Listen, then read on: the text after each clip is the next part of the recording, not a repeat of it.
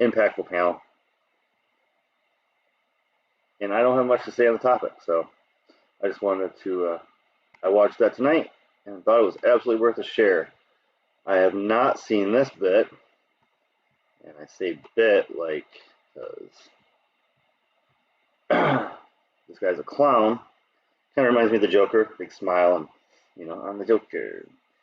Dick Cheney was the Penguin, and we got all the bad guys, and I've done the bit. Let's do it again, but let's do Biden.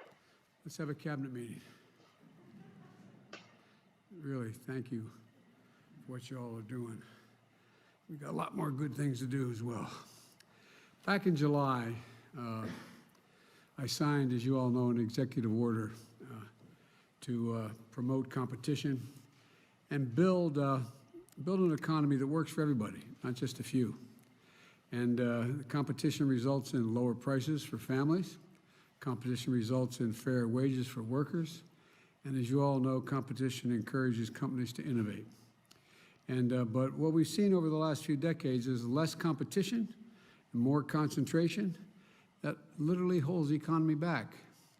And in too many industries, And you've been in Congress for 40, or Senate for 40, you've been in D.C. for 40 years. You were part of all of this, and it's a slow progression, not like a one-term to one-term thing. I'm going to say this all the time. It is not one-term to one-term. This was a slow progression. Full of giant companies dominate the entire market. And we see it in big ag. I need not tell the Secretary of Agriculture that. He's forgotten more about this than I know. And big tech, big pharma, the list goes on. And rather than competing for customers, they're consuming their competitors. And rather than doing what they should be doing, they're doing the opposite, having a negative impact.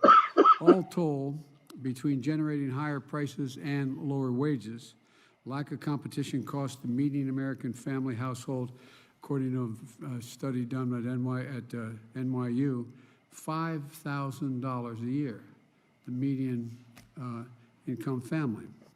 My executive order is changing that, as everyone at this table knows. It included 72 specific actions for federal agencies to take and help restore competition in our economy. It includes creating a competition council, and comprised of cabinet members and heads of several independent agencies to coordinate and monitor our progress all across the entire federal government. Oh my goodness. In 6 months since I issued the order, we've met every deadline that my order called for so far. And here are just 3 examples. The right to repair sounds kind of silly saying it that way, but it's what we call it, the right to repair, is literal. Too many areas, if you don't own a product, if you own a product, from a smartphone to a tractor. I know this family is rich and powerful, but do we have to let Grandpa be president? Like, first we had grumpy Grandpa, and now we have senile Grandpa.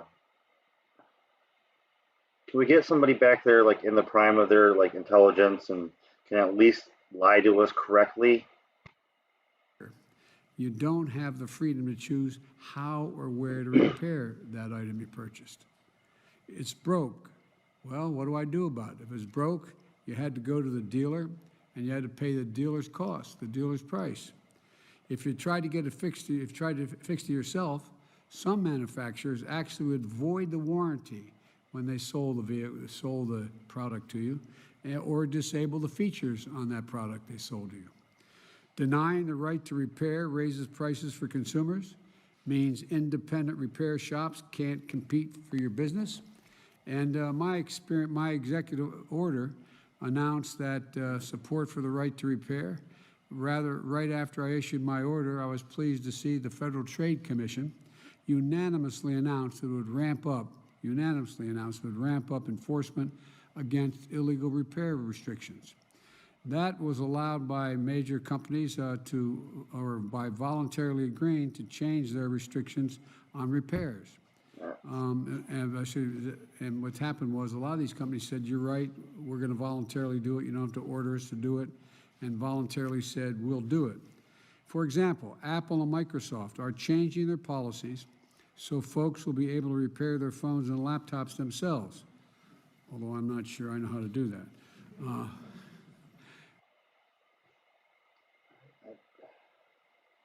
Is there any question of competence in this guy? When I have any problem with my phone, I call my daughter. But it's going to make it easier for millions of Americans to repair their electronics instead of paying an arm and a leg to repair or just throwing the device out. Hearing aids. Roughly 48 million people suffer from hearing loss in America, 48 million. But to get a hearing aid, folks have to go see a specialist and then get a prescription. And then they pay thousands of dollars for a pair of hearing aids. But the big part is that's a big part of why only 1 in 5 people who could benefit from a hearing aid actually use one. And so my competition executive order changes that. In October, the Food and Drug Administration released a new proposal rule that would make it possible for hearing aids to be sold over the counter without a prescription. We expect this is going to lower costs for hearing aids from thousands of dollars to literally to hundreds of dollars, saving people hundreds and hundreds of dollars. And people can pick them up at a local pharmacy, saving time and money. Do they make him read this like for the first time in front of everybody? Or has he got a chance to rehearse? Did he have this with his 20 Adderall and 15 coffees to get up here and do this? I mean, I'm not trying to be mean, just did we, the electoral, really decide this guy, it wasn't some sham of a primary into a sham of an election, possibly. I have no clue of what happens in our electoral anymore because they stopped taking polling. They stopped even counting the polling because they were not matching up, so they just stopped it. If other countries did that, they'd shut the whole thing down. And helping the tens of million people with hearing loss who don't have hearing aids now. Third area, mergers. In too many industries, big companies can use their power to squeeze out smaller competitors, stifle new competition, raise prices, reduce the choice for customers, and exploit their workers. Well, I've said it before, capitalism without competition is not capitalism. It's exploitation. So the Department of Justice and other agencies with oversight authority have ramped up their efforts to scrutinize these mergers. It includes challenging or blocking mergers that are bad for the economy and your pocketbooks. For example, the Department of Justice just took action to block a mega merger that would have resulted in 2 brokerages dominating the insurance industry, which would result in customers having fewer choices. There's like 4 countries, or 4 companies in America. Oh, competition. There's 4 companies, and they're mostly like regionally pushed and distinct, and they don't really compete with each other. It's like they have like an overlap. There's like 2 per region. That's competition. Higher prices and lower quality services. The bottom line, this isn't just about quick wins. It's about reversing decades of concentration that have hurt workers, consumers, and small businesses. It didn't happen at any one time. You helped do this over decades. It's been over a period of time now, a long time. This is just the beginning, though. In the coming weeks and months, Americans can expect to see more protections for farmers and ranchers, selling products like beef, pork, and poultry, more options and better prices for consumers, more clarity in the actual price you'll pay for high-speed internet. First of all, beef, poultry, and pork are not based on supply and demand. We give them subsidies just like we give corn and soy. So the price is already not according to the supply-demand curve. So the only way we're going to lower those prices is if we give more subsidies to those companies. Which, guess what? They're not going to go to the workers. They're not going to go to the mid-level. They're going to go all the way to the top. That's just an abstraction of wealth to a certain business. That's all it is. Internet services and airline tickets. We're also going to keep pushing on other priorities from my executive order, like addressing the non-compete clauses that affect 1 in 5 workers. 1 in 5 workers have to sign a non-compete clause. It stunned me. But that's how this, as Brian will tell, this is how this came about, really, this whole competitive council. I knew all was going on, but when I realized... You've literally been in DC for the last 40 years. And whoa, I didn't even know this was going on. How many people out there with no special insight to having access to patents or anything else had to sign a non-compete clause? People making hourly wages, all designed to keep prices down, keep wages down and prices up. You had no idea this was going on. That's ridiculous. But 1 in 5 workers had to gave them, the company, the power over their careers. The bottom line is our economy shouldn't be about people working for capitalism. It should be about capitalism working for people, for everyone.